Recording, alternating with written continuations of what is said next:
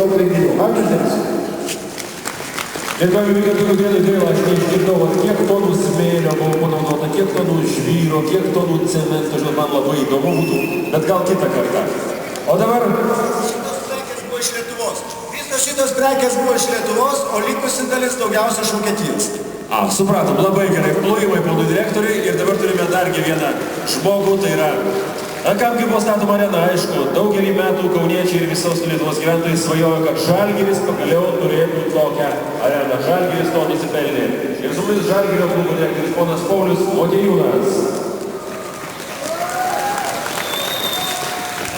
O dabar mūsų mažasis krepšininkas irgi, tai seminės, kad sistemų pagatinime, tai pagartis pagašęs. Pirštinės trumpai nusimauti pirštinės.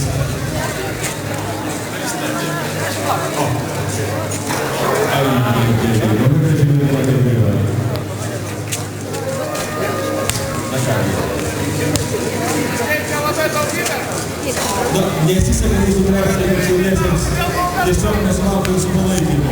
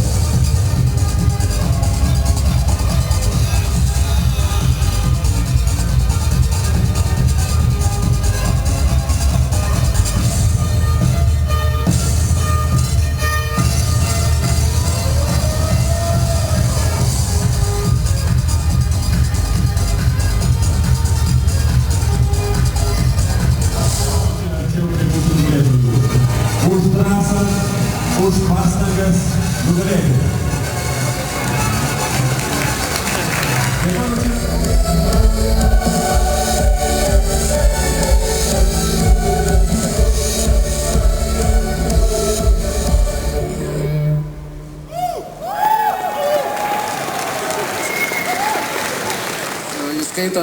Įskaitant tos pastatytus tiltus. Taigi, tai išties grandiozinis darbas ir nemanau, kad per artimiausius 100 metų dar kas nors statys tokią areną ne tik tai Lietuvoje, bet ir aplink Baltiją.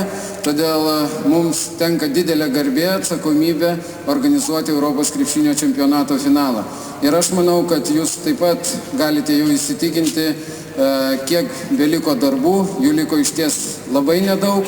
Matote ir kėdės, kurios jau praktiškai montuojamos, ketvirtadalis yra sumontuotų, kitos yra atplaukusios ir pati bendrovė žada per artimiausią mėnesį jas sumontuoti.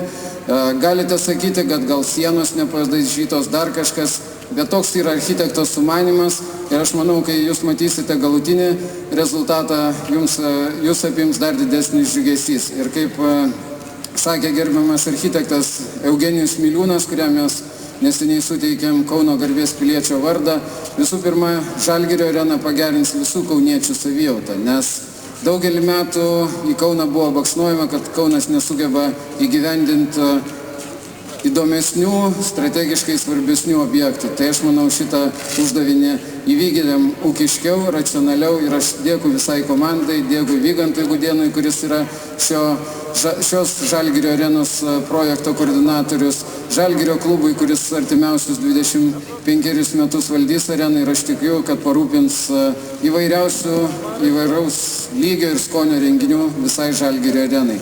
Taigi džiaugiuosi, kad galėjom pakviesti jūs čia, nes iš ties mes su Vygantu tai vos ne kas antrą savaitę čia lankydavomės ir kiekvieną kampą turbūt žinodavome, bet kitiems, ypač pagarbesnio amžiaus žmonėms, aš manau, įspūdis lieka tikrai didelis. Taigi sveikinu jūs su tuo, kad apsilankėte ir lauksime kitų renginių.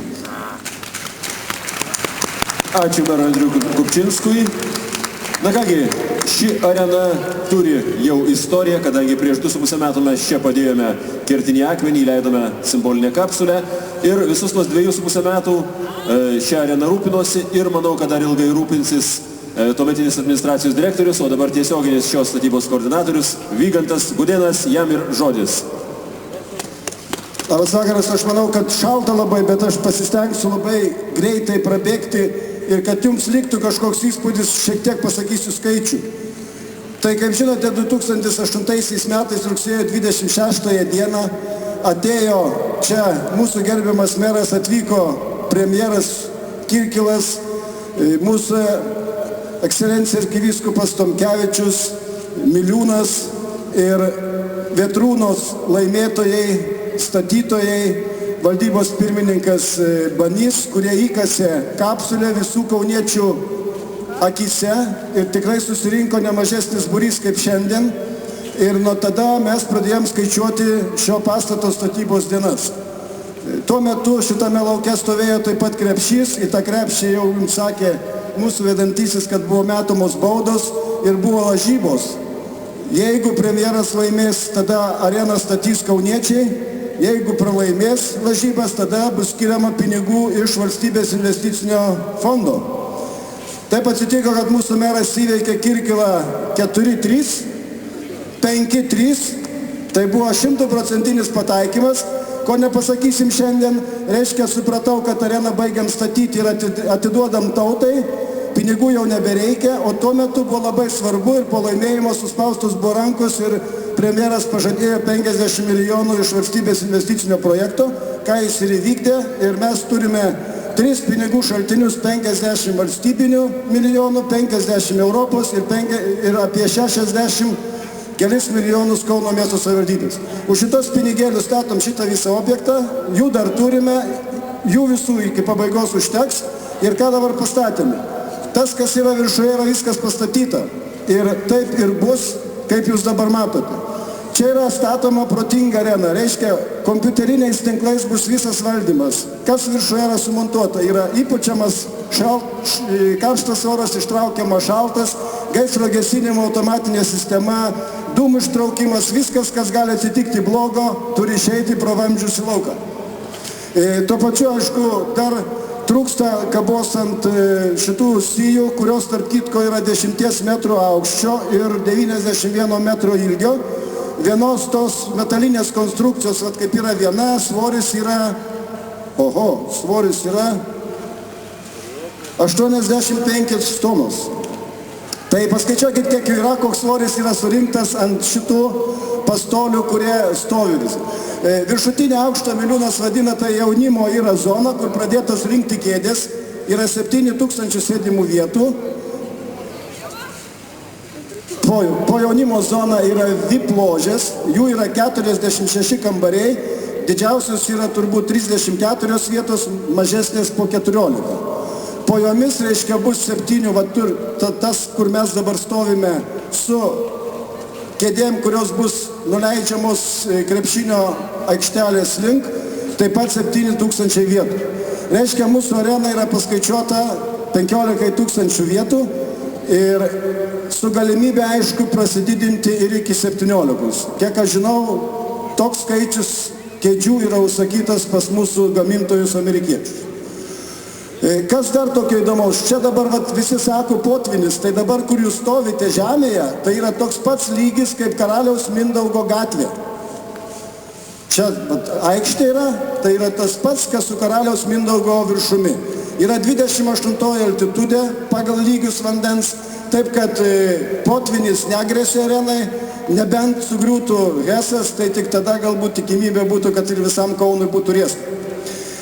Toliau, tiek, kiek statybininkai pastatė, jeigu sugriautumėm šitą pastatą, tai iš jo liktų 120 000 kubinių metrų laužo.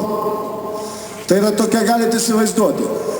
Dar šiandien jūs praėjot nematėte, aš galiu pasakyti, reiškia, ta zona, kur vaikščiom, tai yra 8 persirengimo kambariai didžiuliai.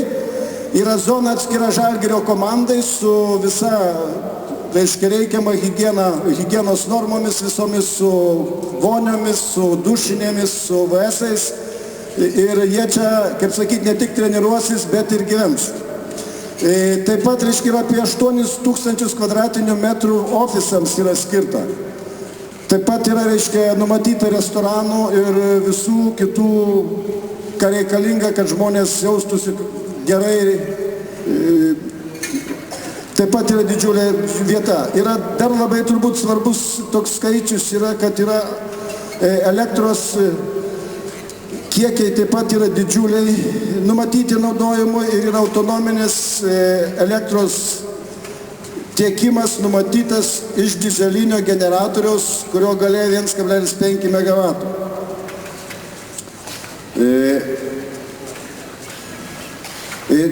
Turbūt visiems yra dar aktualu, kiek čia stiklo yra. Šiandien pasiteirau pas statybininkus, yra apie 10 000 kvadratinių metrų stiklo. Skaitant išorę. Išorės yra 7711 kvadratinių metrų stiklinių sienų. Tai reiškia, stiklas yra labai kokybiškas. Kada jūs pakilsite ir ateisite čia į areną ir vaikščiosite aplinkui ją, tas pats jausitės, kaip vaikščiot po Karaliaus Mindaugo prospektą.